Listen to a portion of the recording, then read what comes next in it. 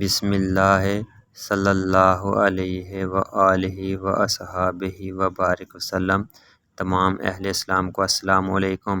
میرے عزیزو، درود پاک پڑھتے ہوئے بہت سے میرے ایسے ساتھی ہیں کہ جن کو درود پاک پڑھتے ہوئے برے خیالات، شیطانی وسوسے اور خیالات آتے ہیں کہ وہ بیچارے اتنے زیادہ مجبور اور تنگ ہو جاتے ہیں کہ ان کا بس نہیں چلتا کہ کیا کریں۔ تو میرے عزیزو، جو لوگ درود پاک پڑھتے ہوئے ایسا محسوس کریں تو ان کے لیے ایک بہت قیمتی مشورہ دے رہا ہوں جو میں نے خود بھی اپنے اوپر اپلائی کیا ہے، جو شیطانی خیالات اور وسوسوں کو دور کرنے میں بہت زیادہ مفید رہا ہے۔ میرے عزیزو، شیطان چونکہ ہمارا ازلی اور ابدی دشمن ہے، وہ یہ نہیں چاہتا کہ ہم نبی کریم صلی اللہ علیہ وآلہ وسلم پر کثرت سے درود پاک پڑھیں اور اپنے پیارے رب العالمین کی عبادت کر سکیں۔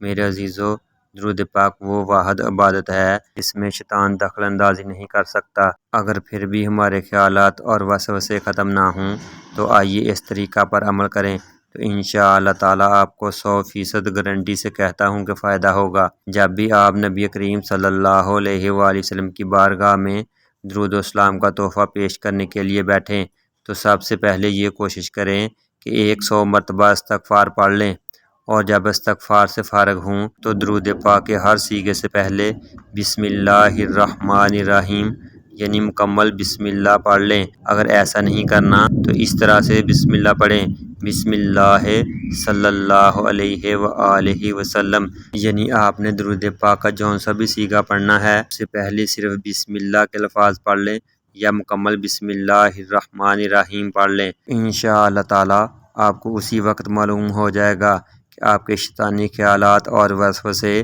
ختم ہو رہے ہیں یا بالکل ختم ہو گئے ہیں۔ تو میرے عزیزو، استغفار پڑھیں، پھر بسم اللہ پڑھیں اور نبی کریم صلی اللہ علیہ وآلہ وسلم کی بارگاہ میں درود و اسلام کے تحفے پڑھیں۔ انشاءاللہ تعالیٰ اللہ تعالیٰ آپ کو شیطان سے، اس کے چیلوں سے، وسوسوں سے، خیالات سے اور ہر طرح کی مصیبت، پریشانی اور تکلیف سے بچائے رکھے گا۔